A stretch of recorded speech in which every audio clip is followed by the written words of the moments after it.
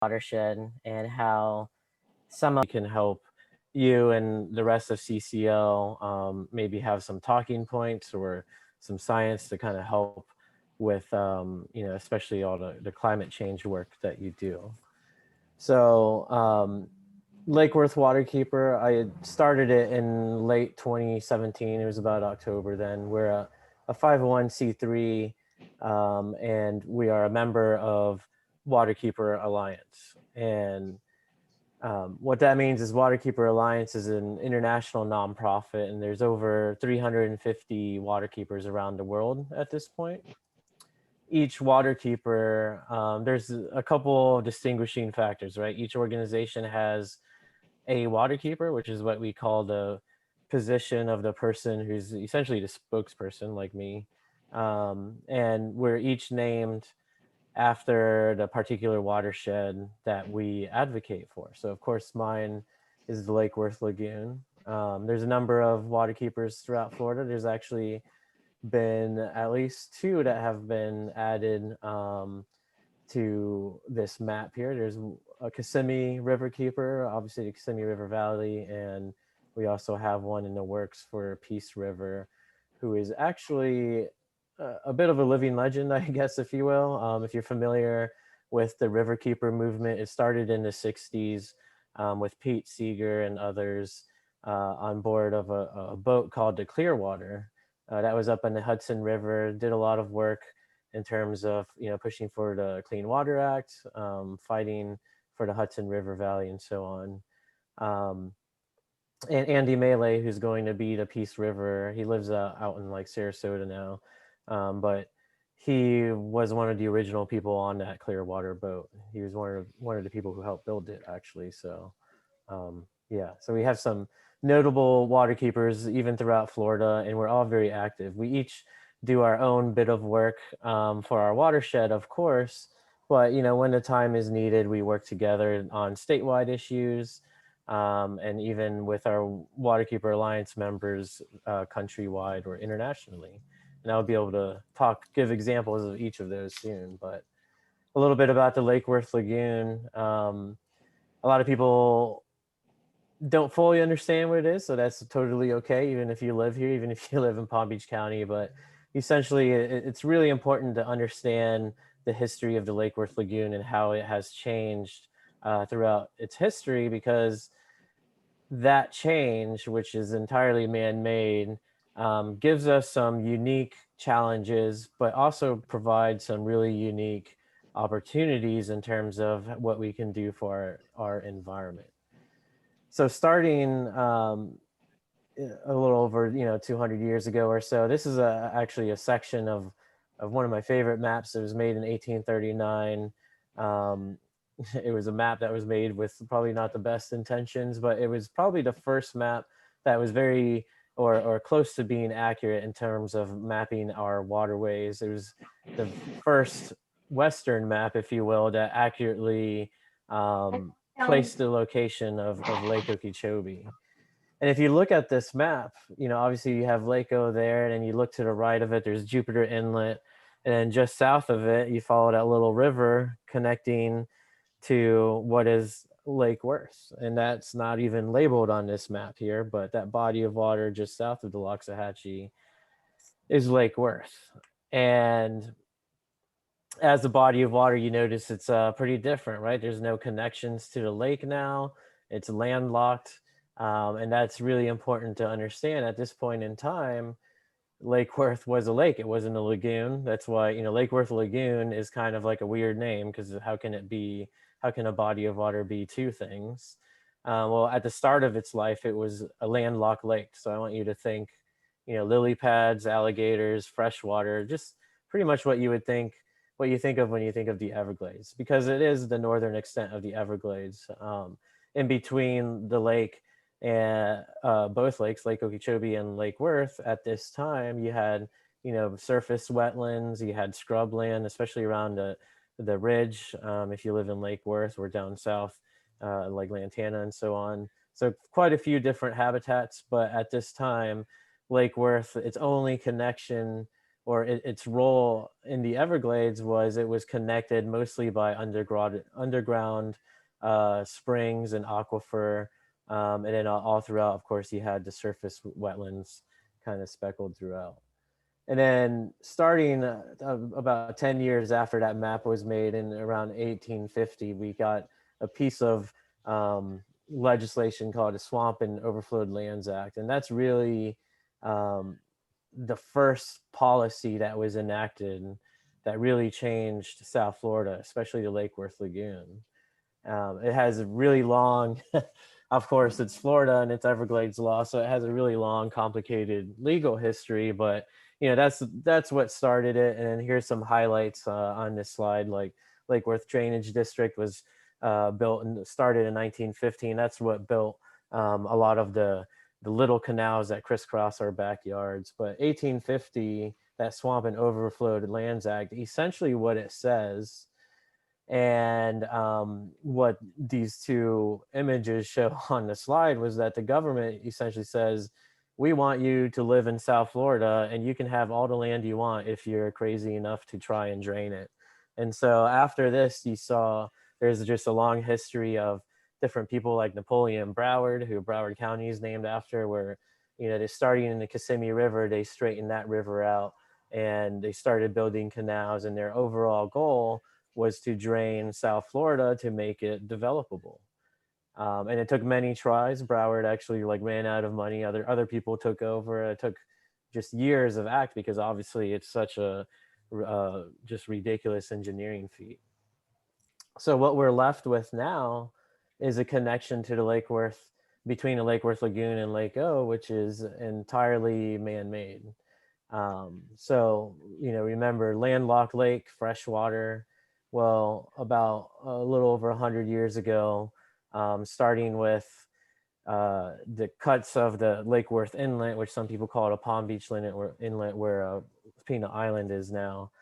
It took a couple tries, but eventually the goal was, keep in mind there weren't any roads back then. There was barely any railroad.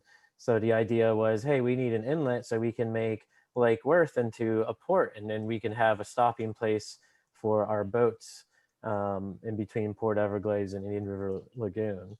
And so eventually they were successful with the Lake Worth Inlet. And a few years later, say like 1920s, what happened, if you can imagine a lot of salt water just flooding into a freshwater lake, a lot of death and destruction. So there wasn't a whole lot of flow, obviously, because the one inlet is at the north. So the idea with the South Lake Worth Inlet, what some people call it a Boynton Inlet, was to open that up and encourage water to flow through and make it a little bit healthier. And so with that, that is what made the Lake Worth into the Lake Worth Lagoon. It made it into what it is today, which is a coastal estuary, red mangroves, seagrass, manatees. Around the same time of the inlets being connected, of course, the ongoing process of draining South Florida so that it can be developed, these canals were built throughout the time. And so what we are left with is our connection. We have the C-17 canal and the C-16 canal down in Boynton. C-17, sometimes, people call it the Earman Rivers, what it used to be called. And those canals really just drain the surrounding neighborhoods. If you notice, like especially the C-16 in Boynton, that canal essentially ends at 441. And what it does is it drains all the West Boynton communities and so on, and ends up in the lagoon. The C-51, which is the big canal that follows along Southern Boulevard, that's our only connection to Lake Okeechobee. And it goes to the northern tip of the water conservation area, also known as the Arthur R. Marshall Waxahachie National Wildlife Refuge. And from there, there's 3 conveyances that connect it to Lake Okeechobee. And that is a really complex hydrology. So now it's a coastal estuary. It wasn't always, but the Lake Worth Lagoon is now considered what we call a northern estuary of the Greater Everglades. So it's in the same category as the Indian River Lagoon, but the Caloosahatchee. And this man-made connection puts a really big strain on it from the get-go as a coastal estuary. I have this number here, this 42-to-1 input ratio, Basically, what that means is for every square mile of the actual lagoon water body, that means the surrounding watershed, there's 42 square miles of land that's running off into the lagoon. That's a really extreme ratio. To put that into perspective, the Biscayne Bay, which of course is the drain of the Miami-Dade area and how big that is, has an input ratio of about 11 to 1. Indian River Lagoon has a 5 to 1 ratio. That's about more of what would be considered average and acceptable. 42 to 1 just means that there's a lot of water from the watershed being drained into a tiny water body. And we know that the vast majority of that water comes through the C-51 canal, right? We all see how big it is. There's a lot of houses in West Palm, all the way out to Loxahatchee, Wellington. All of those canals in our backyards, they all feed into the C-51, which eventually leads into the Lake Worth Lagoon. And then more so, we take water from the Everglades agriculture area, which is the large sugar farms out west. And we know our data and research has shown repeatedly that the vast majority of pollutants that go into the Lake Worth Lagoon comes from this western half of the watershed. And that, and every once in a while, so Lake Okeechobee water, you often hear us waterkeepers talk about lake discharging. A lot of the times, at least for now, Lake Worth Lagoon, a lot of that Lake Okeechobee water makes it into the water conservation area. So you see those kind of triangular, little bit different shade green north of that teardrop shaped WCA. Those are called STAs, stormwater treatment areas, and essentially those are just artificial wetlands that the water coming from Lake Okeechobee fills up those artificial wetlands, where they help clean up the water as best as they can before sending it south into WCA1. The problem is that those STAs have a limit, right? They can, for whatever reason, if there's too much rain, like a hurricane, if they can't treat it fast enough, if they're already at capacity, or if they're getting damaged, then the Water Management District and the Corps of Engineers, they have the option of essentially diverting that water straight from the lake, straight down that C-51 canal and into the Lake Worth Lagoon. When that happens, it's pretty catastrophic because Lake Okeechobee, as we know, is severely polluted. It has a lot of issues with cyanobacteria. I have pictures of those later on. So it brings a lot of environmental problems, and this is all, of course, man-made. And that's what I mean in terms of it brings us unique challenges because it's an entirely man-made connection. We can fix it. I am confident that we can fix it, but there's obstacles along the way. Talked about the legislative history. The Lake Worth Lagoon, since it wasn't always a coastal estuary, by legal definition in certain pieces of policy like the National Estuary Protection Program, doesn't even define the Lake Worth Lagoon as a coastal estuary or a northern estuary of the Everglades. And because of that lack of designation in policy, the Lake Worth Lagoon ends up being abused in terms of when and how much discharging it takes. We can't even get accurate data because you see the map how it looks here. I just described that some of that water can go south into the conservation area, but some of the water can go east towards us because of the policy and how this water body is defined. It gets excluded from a lot of the real science that needs to happen. It gets excluded from LACO management decisions. And for example, right now, if you talk to the Corps of Engineers, they don't make a distinction between how much water goes east into the lagoon and how much actually goes south to the lower Everglades. As far as they're concerned, both directions are categorized as south discharging. And that opens the door to a lot of problems because you often hear, even from us, we want the water to go south. We want the water to be cleaned up and go back down into the lower Everglades where it needs to be. The problem is that depending on who you ask, south might also mean discharging straight into the Lake Worth Lagoon. So there's so much need for fixing this legislation and this policy and making sure that the Lake Worth Lagoon is treated as the northern estuary that it is. That leads me to the work that we do as a waterkeeper. There's really three categories that we can fit in: legal, education, and field work. And starting with the legal stuff, my background is in law. I specifically went to Nova Southeastern University and was taught under like Richard Grosso and company. And I specifically went there to learn environmental and land use law, especially with the emphasis on Everglades law, because like I mentioned, there's about 200 years of really complicated policy and law that's at play here, and it needs to be considered. So we do a lot of things not too different from CCL in terms of supporting, opposing legislation, lobbying for better policy. We're heavily involved with certain lobbying groups, legislative groups like the Lake Worth Lagoon Initiative, Blue Green Algae Task Force. DEP invites us to help them on their triennial review, which is every number of years. They're tasked with looking at water quality standards and how they can improve it. And they often invite us to see if we can contribute to that. And then, of course, the other side would be litigating. And we have quite a few examples of that. Probably the most notable one is we are litigating against the US EPA in terms of their proposed change of definition to the waters of the US rule. We do, of course, things locally for Lake Okeechobee management.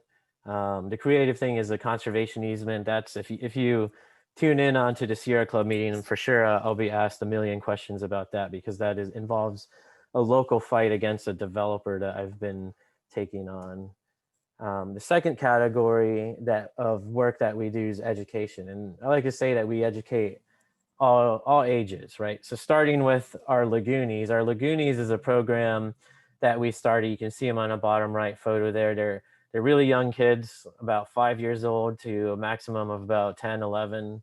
And what it is, it's an outdoor experiential education program where we take them out to different parts of the watershed and they learn about the habitats, they learn about the science involved, they learn about how it applies to climate change, which is exactly why I'm mentioning this. We're leading up to that, and hopefully that's what will help CCL in passing legislation. But they're learning basically the reasons why we need to do these projects. We also have a partnership with Gale Environmental Academy. The student on the left there, her name is Ava, and she's doing, in that photo, she's doing a environmental DNA study where throughout the Lake Worth Lagoon watershed, we helped her. We taught her how to collect water samples, and we sent it out for what's known as qPCR analysis. It's basically a genetic study to look at different groups of animals and what's inputting into the watershed at different points.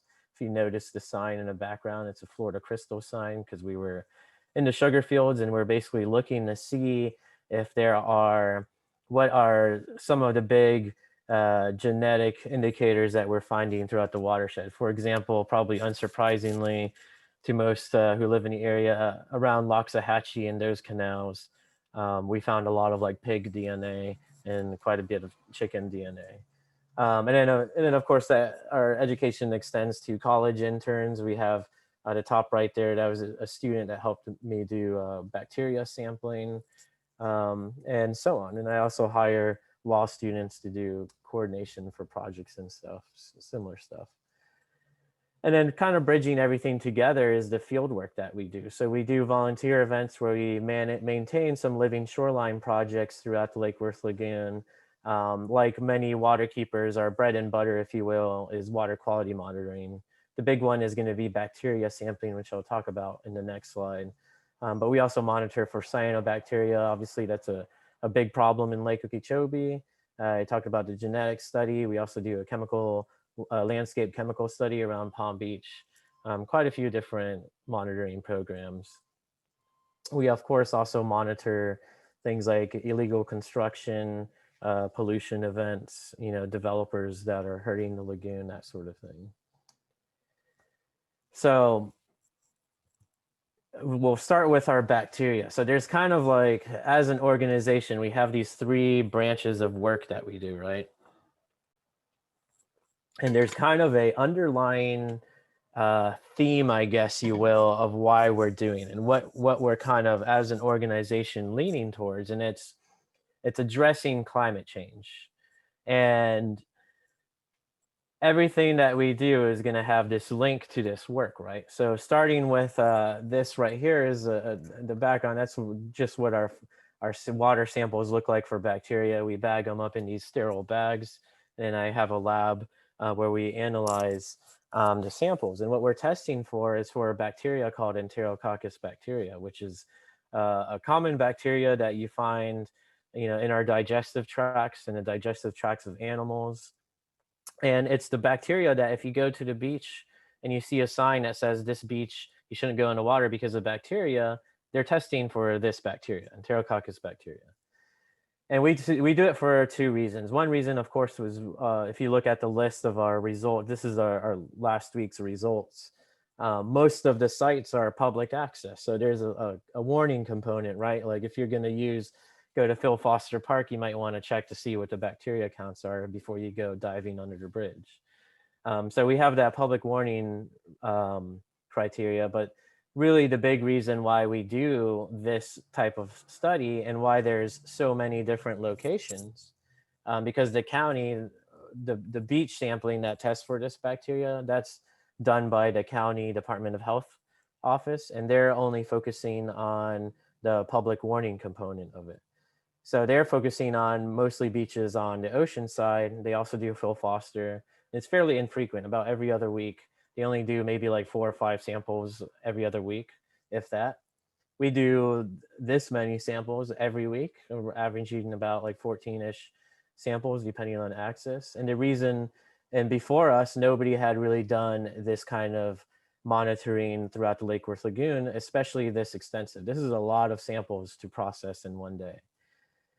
But we do it because we need to, because we're the first to do this amount of sampling. And what we're really looking for, besides warning people, is we're looking for pollution hotspots. And last week, you know what the weather's been like. It's been beautiful. The temperature has been kind of low. There hasn't been a whole lot of rain. These are the results that we generally typically see throughout the Lake Worth Lagoon under those conditions. So the thing to know about this bacteria is that they really strive off of nutrient pollution, off of runoff. So think of your fertilizers, your landscape chemicals, fertilizers, especially phosphorus and nitrogen, which we know most of them are coming from the EAA. But of course, people also spray that on their lawns and whatnot, ends up in the water, and it's feeding these bacteria. So these results kind of highlight something that we always like to point out. And that's, if you look at the northern end of the lagoon, you have all blue, you have all the samples are in good. And then at the southern end, it really tends to struggle, except the standout spot of Joel Steinhardt Cove. And that's because in those areas, generally speaking, wherever you're going to find good quality, healthy habitat, specifically red mangroves and seagrass, your chances of a bacteria bloom are significantly less than places where there's zero habitat, where there's seawall, there's just a sandy or muck bottom, there's no plant life, very little habit in terms of habitat quality. In those places, and you notice too at number 11, that's the C51. That's where the C51 canal connects into Lake Worth Lagoon. That site is pretty much going to always be in the red because it's hooked up to that canal.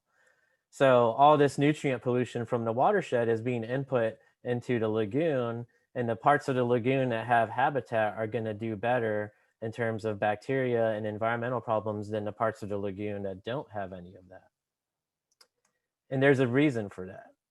So Enterococcus bacteria, of course, sometimes you'll hear people say, oh, it's because of a leaky sewer, or it's because of septic tanks or whatnot. That is sometimes true. But going back to this, you look at Bryant Park Boat Ramp, right next to Bryant Park is that transfer station, which deals with sewer and wastewater.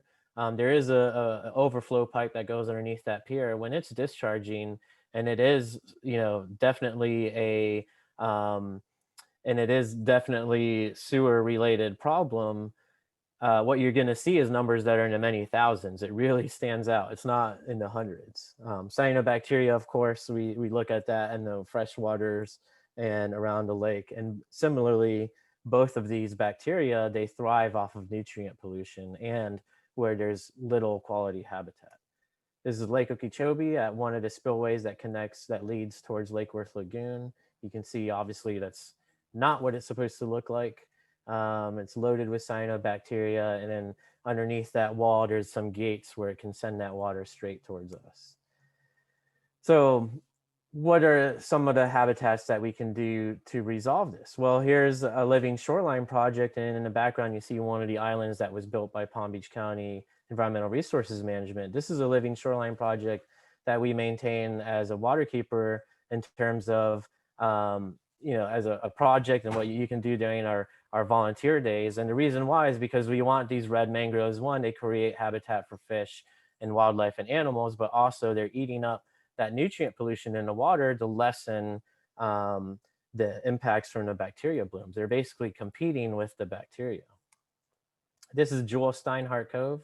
If you remember from that map, it was the standout in the southern end of the lagoon. This was the only one that came out with a good bacteria count, and that's because it has a really substantial living shoreline projects that we maintain on behalf of the county. This thing is like about 1,600 feet long. Half of it is a mangrove estuary. The other half is coastal estuary, coastal hammock. And all these plants work in unison to compete with the bacteria and other things that are going to strive on this nutrient pollution. So essentially what it's doing is it's a filter. It's pulling out all this nutrient pollution out of the lagoon, and it's creating better habitat. And this is kind of like the cream of the crop. These are the islands that are being built off of Flagler and West Palm. And we planted this is a kind of a unique design. They both have that beach area because the theory is, or the design is, that that beach is going to be the nesting area for birds. And then the birds aren't going to have to go far to find food for their chicks. They're going to go right in. We planted red mangroves and Spartina grass in that water area. This is obviously very young, but in 5 years or so, you're going to see this filled with red mangroves, and the birds will be able to go in there as a hunting ground so that they can fledge their chicks. This is a work in progress, so we can do this kind of work almost anywhere. And this is a pond that's in a farm out in Loxahatchee that we're partnering with, and the pond obviously is not doing too well. You can see a horse there at the bottom of it. For years, this area was a banana plantation, and then it had some animals on there, which the animals on there, which what they do is they compact down the soil. It's impacted, it's really dense. And then that water, whenever it rains, the water just rushes right into the pond. And it's kind of like a small scale example of how nutrient pollution happens, because the animals obviously are using the land around them. So when it rains, the soil is really compacted. That water just immediately flows right into that pond where all the nutrient pollution is collecting. And then all of a sudden, you have blooms. This is mostly duckweed. But think of this as the before picture, because what we're tasked with is doing some restoration work. And around half of the pond, we plan on essentially building a living shoreline, planting native plants. And when you have that buffer, the plants that are around, similar to the red mangroves, are going to eat up the nutrient pollution before it gets in the water, ideally bringing balance back to the water quality. This is if you're in Lake Worth, you're probably familiar with this place. This is Tiger Territory Garden right across the street from North Grade. This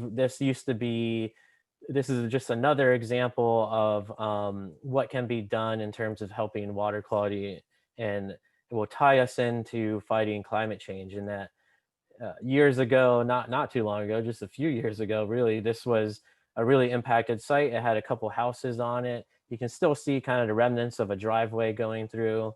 It's about half an acre. And friends of mine have been tasked with managing this property. And what they're doing is they turned it into a food forest. So similar to having red mangroves and seagrass and different plants working together to outcompete for nutrients, what the goal is here as a food forest, and we all kind of belong in this co-op or a group of friends who are regenerative agriculture nerds. And what the goal is to restore this property from an impacted sandy pile to something that's usable with healthy soil. And so I talk about, plants and having a balance to fight nutrients. Well, the way that you do that is if you look at what is being done in the western half of our watershed. Here's just a close up of what a food forest looks like. So it's not totally natural. Obviously, we irrigate certain rows when we want to start stuff. And, there's some management going on, but you have a variety of plants working together. You have a type of banana tree there. I see some yucca. I see there's all kinds of plants kind of working together in unison to bring a diversity of life to this property where they're all going to work together to clean up the water that goes through, which benefits the plants. You can grow a lot of food plants because if your water is loaded with phosphorus and nitrogen, that stuff is fertilizer. You might as well use it.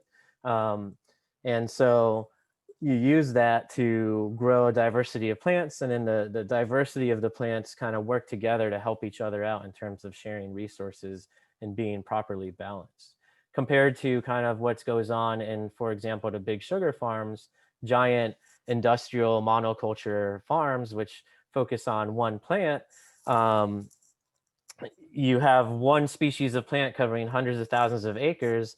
It needs an obscene amount of what farmers will call inputs. It needs nutrients to feed those plants. It needs insecticides and herbicides because when you have just one species of plants, you're extremely susceptible to disease or infestation and whatnot. So they have to really overly compensate.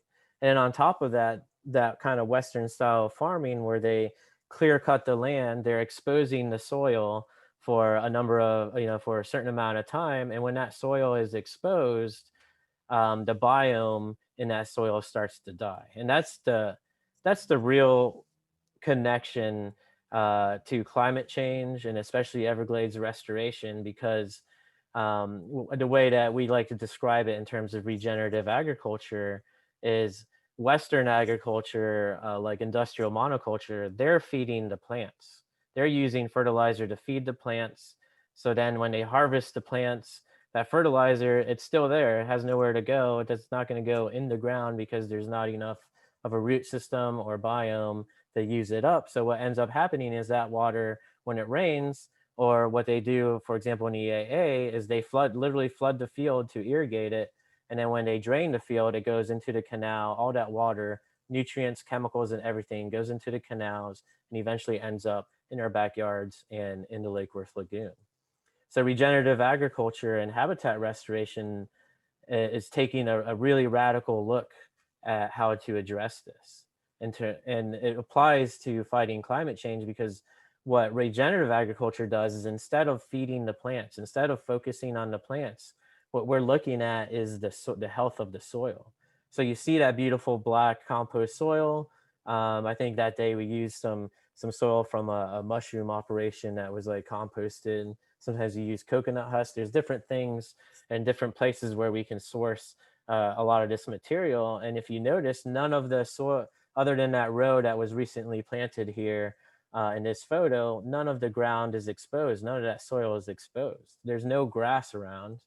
It's all compost. It's all leaf litter. It's all mulch, natural wood chips that we source from different areas. And all that is focusing on bringing back the health of the soil because at this property, before this food forest, it was that just think of that, compacted white shell rock. It's basically sand with nothing but pure minerals and no nutrients, and you're not going to find any animals or any bugs or anything living in it. So the focus here is to bring back the health of the soil, to break it apart so that it's not so compact and so tightly packed down, so that things like your worms, your centipedes, your bugs, your mycelium, your fungus, all this life that's being brought back into this soil, because what it's doing is it's going to help these plants to grow. We'd never use fertilizer on this property because you don't need to, because we're bringing back the soil health, and those organisms in that soil are using up the nutrients in a much more natural processed way like you would find in the wild. um, And then over time, what you find is when you have the things in the soil that need to be there, everything overall is going to be healthier. And then you're going to find much better wildlife encounters, a much more diverse group of species coming into the area, and so on and so forth. And that's critically important for climate change. And it relates to back to our red mangrove work, because when you have that diversity of species, and starting with the soil, and starting with specifically bacteria in the soil. So we talked about enterococcus bacteria. That's just one of, obviously, a million different species of bacteria that exist on the planet. But that bacteria, like most of them, it thrives off of nutrient pollution. So when we take similar bacteria and we bring it back into the healthy soil, what happens is when it rains, instead of that runoff going straight into our water, that runoff is draining through the soil like it's supposed to. And that soil biome, that balance, is using up all those nutrients and all the things that would otherwise be a pollutant in our water body. It's cleaning it up before it goes into the water body. And that's very similar to the red mangrove. Um, it's really similar to like the red mangrove and the habitat restoration that we do, because like that map highlighted, in areas of Jewel Steinhardt Cove where you have habitat, you're going to have better, cleaner water. And I keep hinting at this. How does that apply to climate change? Well, think about your fifth grade science in terms of when you learn about photosynthesis, right? We're all told that plants. We want plants because they take in CO2 and then they release O2 into the atmosphere. So there's a critical part of the equation that they skip at that level of science. That's the C, right? The carbon. And what happens in these processes, and things like a food forest or things like a mangrove estuary, that C is actually taken by the plant and put into the soil. So you need to have organisms in that soil that uses up that carbon. Where all life on Earth is carbon based, or so far everything that we've discovered is carbon based. Everything from that bacteria in the soil to centipedes, to worms, to all the grubs that are in a healthy soil, and then on a shoreline to all the little crabs, all the little snails and worms, everything that throughout the system. That's just that much less carbon that's being left to the atmosphere. So we're taking that out of the atmosphere, we're locking it up into these organisms, and it all comes to bringing back that soil health, focusing on habitat restoration and whatnot. And what I think, one thing that has helped me in terms of my lobbying efforts uh, to a lot of legislators, especially in Florida, is the thing that you have to take away is that of all different types of habitats that we can create, right? Lake Worth Lagoon, obviously we're not going to make it a freshwater lake again. It's just not in the cards. So the so we have this opportunity, like I mentioned, we have this great opportunity to engineer something even better. And the better thing to do is mangrove and seagrass habitat, like what you find in Florida Bay. That's why we put so much emphasis on, we need to save the Everglades, we need to restore it. It's not so much for fishermen like me to be able to go down there and fish. Obviously, that's a really big part of it, or paddling and whatnot. But the number one reason is because a healthy mangrove seagrass habitat has twice the biomass of even the Amazon rainforest. So I can take you out to our Jewel Steinhardt Cove living shoreline. We have a nursery of buckets there. I could pull out a really young mangrove that's been sitting in a bucket, barely a year old, maybe a foot tall, and we could probably count 5 different species already on the root system of that plant. And when you have that kind of biomass, that kind of diversity, and biomass just means, how many living organisms can you find in like a cubic, whatever, like, section off a cubic foot and count how much life you see in that, you're going to find twice as much life as even the Amazon rainforest. And when you do that, that life is going to be pulling that carbon. Carbon is not the enemy. Carbon is only the enemy as a greenhouse gas, right? So let's pull it out of the atmosphere and let's bring it to where it needs to be, and that would be in places like mangroves, seagrasses, the lower Everglades. So when I talked to, like I mentioned, you guys mentioned Congressman Deutsch. Like last time I talked to him, I told him, I was like, look, I know I don't need to describe to you the importance of saving the Everglades. What you're going to need help with is how are you going to talk to somebody from, like, Montana or something who has zero connection to the Everglades and convince them that they need to vote to send money for Everglades restoration. And the way that you do that is you highlight what I just told you, the biomass and healthy ecosystem of the Everglades is the United States' best chance at fighting climate change. If we can't get it right here in South Florida, then we probably don't stand a great chance for the rest of the country. And this is something that, entirely works hand in hand with what you guys propose in terms of carbon pricing, because, we can do so much. Like I can build a food forest in my backyard in terms of doing my part so that my plot of land is cleaning up the water before it goes into the watershed. But the other half of that, we got to meet halfway. And then the other half of that is we need to do everything we possibly can to reduce the amount of carbon that's being pumped into our atmosphere. And don't even get me started on things like methyl mercury, which the Everglades is definitely the most impacted ecosystem on the planet in terms of mercury poisoning. And as we all know, the number one source of mercury is fossil fuel burning power plants. So, I look at a bill such as a carbon tax, and it's so much more than just let's put a price on polluters. It's also, well, yeah, if we put a price on polluters, then we're also cutting back our carbon emissions. And by design, that's going to lessen the mercury that's inputted our into our atmosphere, and then eventually into our waters, and then eventually into our fish.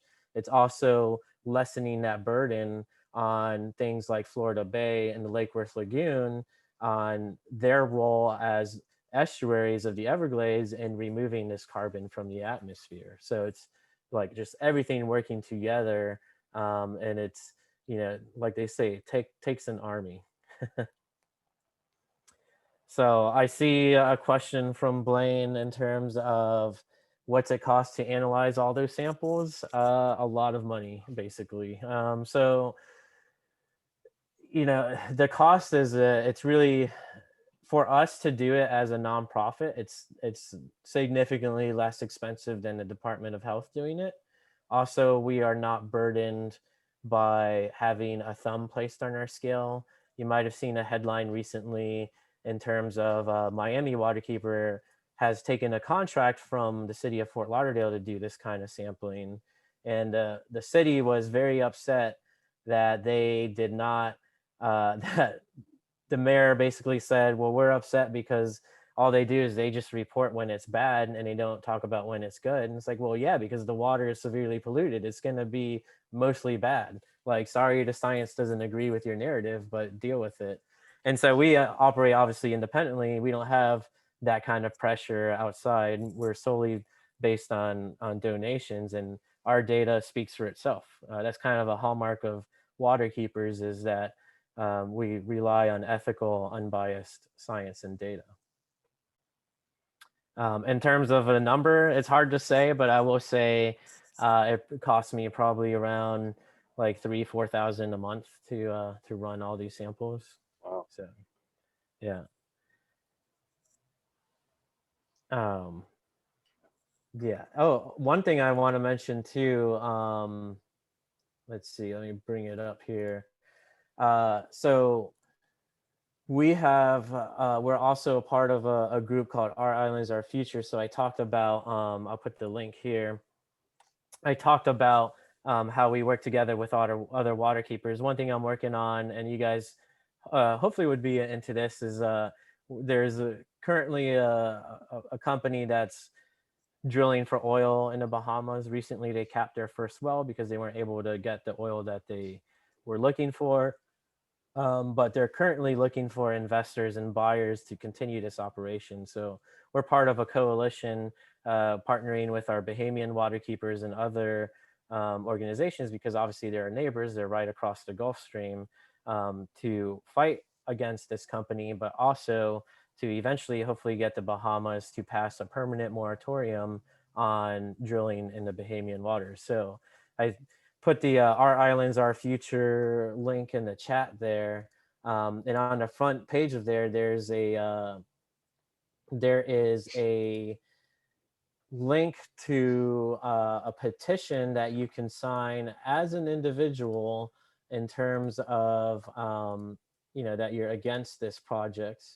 So if you want to sign, our goal is to get to 150,000 signatures. Our mission as Lake Worth Waterkeeper and our role in this coalition is to organize the Florida voice. Basically, we've been doing a lot of work in the Bahamas, and now we're saying Floridians don't want this either, because the first well that they drilled was only 150 miles from our coast, and it was the same technology or the same similar drilling structure as what was used for the Deepwater Horizon. It's very much the same technology. And let me remind you that Deepwater Horizon was only about 130, 140 miles from Florida's coast, and so it's a similar distance. And worse yet, the Bahamas are very poorly prepared to respond if there's ever an incident.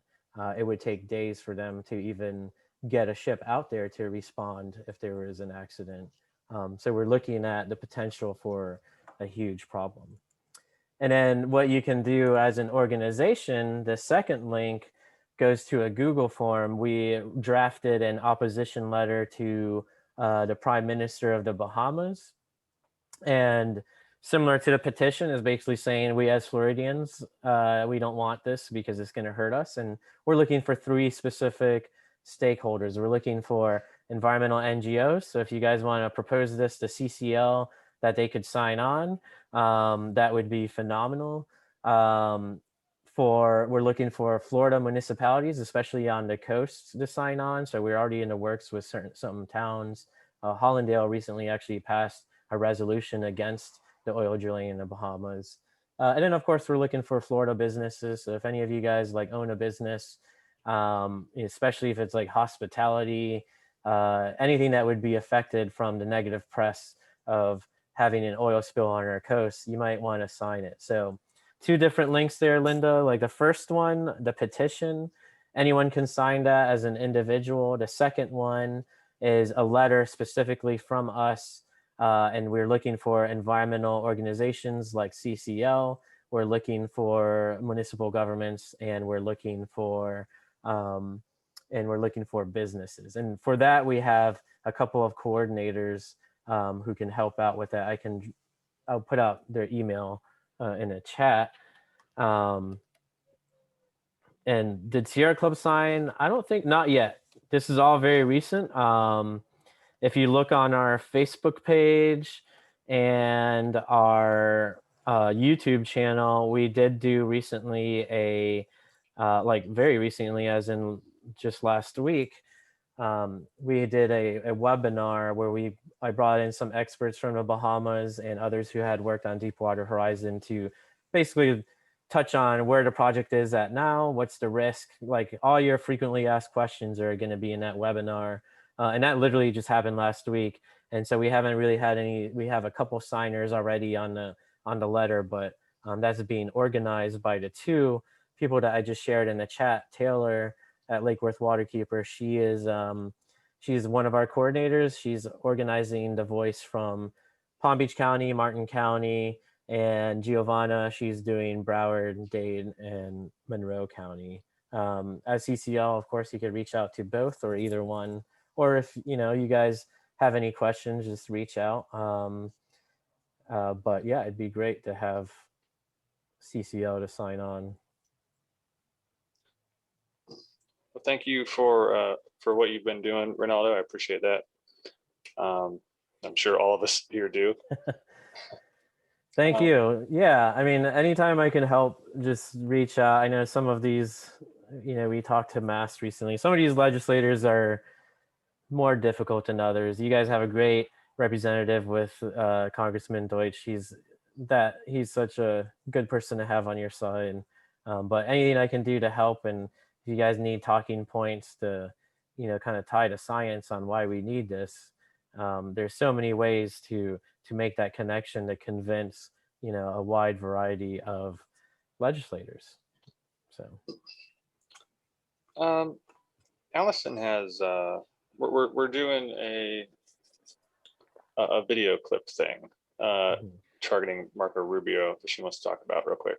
Yeah, this can be very fast. And Ronaldo, actually, you might be a perfect person to do this as well, if you're interested. The idea is that Rubio needs to hear from his constituents. He's been stuck on adaptation and mitigation, not wanting to do anything about greenhouse gases. And he needs to hear that the people of Florida want him to do this. And he needs to hear it from a lot of people. So my thought was, if everyone will take 10 seconds to record a video of themselves saying something very simple like, "Hi, this is Allison in Palm Beach. Senator Rubio, please use the power of your office to put a price on carbon and return the money to your constituents. We need your help." End of story. Take a little tiny clip like that. If we have hundreds and hundreds of those, put them together, post it online, and we all share it like crazy, it creates some public pressure on him that's visible, hashtags and so forth like that.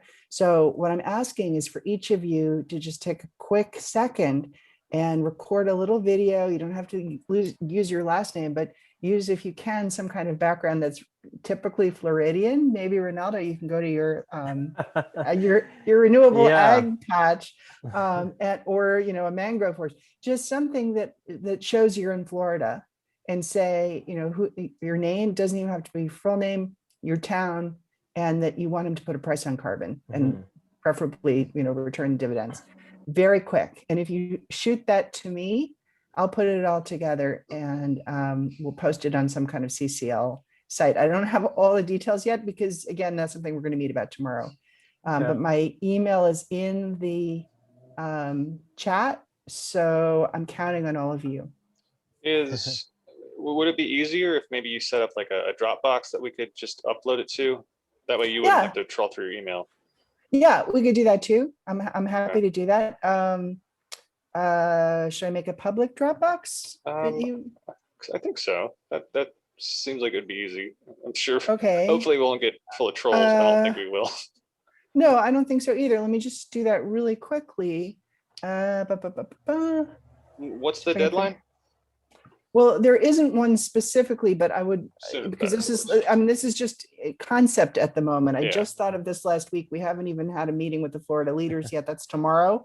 But preferably a little bit in advance of the March meeting. So we're talking about soon. Yeah, okay. Then you can get it to me by the end of the week. For a group this size, if you want to just email it or share on Apple Photos, whatever's easier for you, that's great. But I think that's a very good point, Blaine. I should do it with a Dropbox. Not everybody knows how to use Dropbox too. So I think we're going to have multiple points of contact. Two ways, whatever's easier for us. Yeah. I can do it anyway. Have you guys ever used Do Gooder by any chance? I've not heard of that. So I always have it in my back pocket. I haven't had to use it just yet. I'm probably gonna have to use it for this developer thing, but it's called Do Gooder, dogooder.com.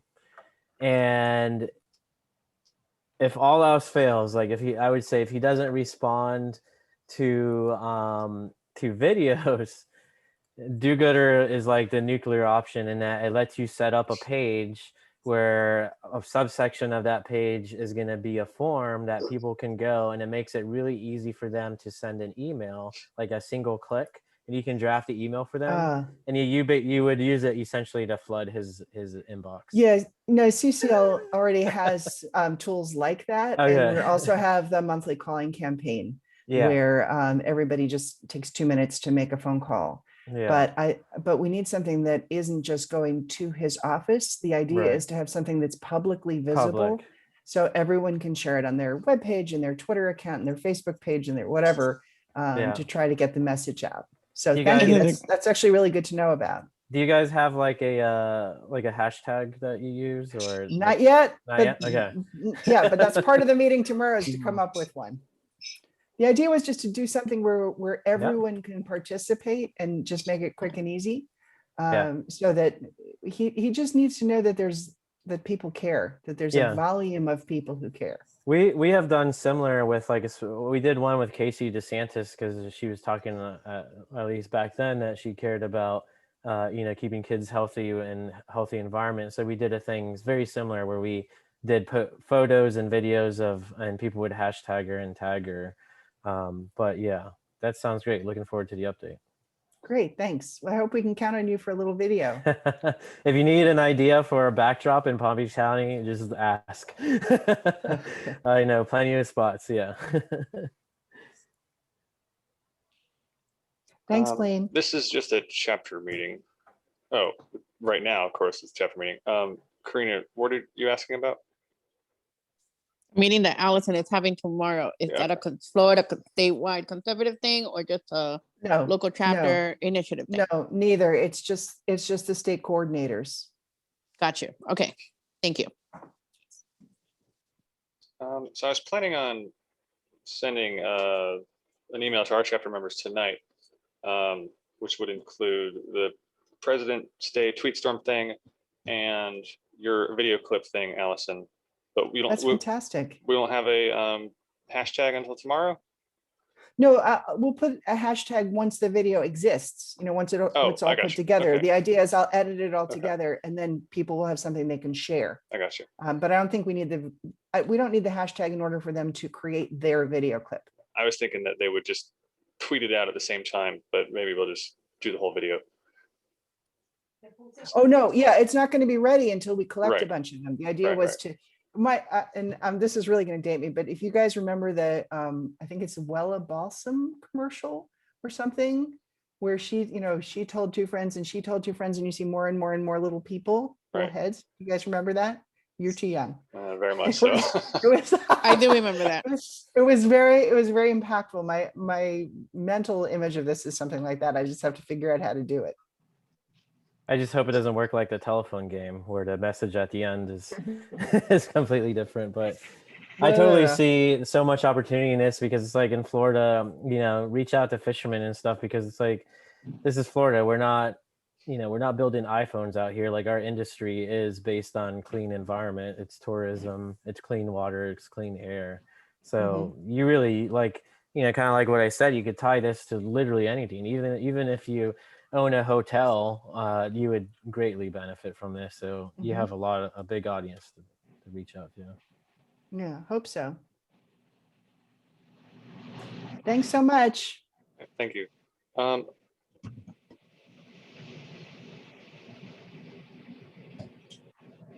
I think that's everything. I'm going to, I'll send an email about all this. I'll put a link, Ronaldo, if it's okay with you, I'm going to upload your presentation to YouTube, like in our CCL chapters page. Yeah, that's okay with me. And then I'll put a link in our chapter email. People can watch.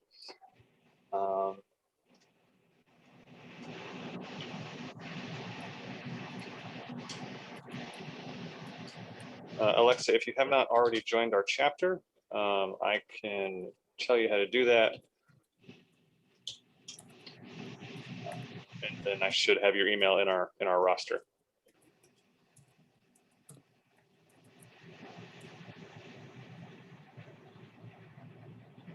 All right. Well, thanks for coming today, everybody. Good seeing everybody. Thanks, Blaine. Thanks, Ronaldo. That was really interesting. Thank you so much. Thanks, Ronaldo. That was really good. Thanks. Thank you. Bye-bye. Thank you.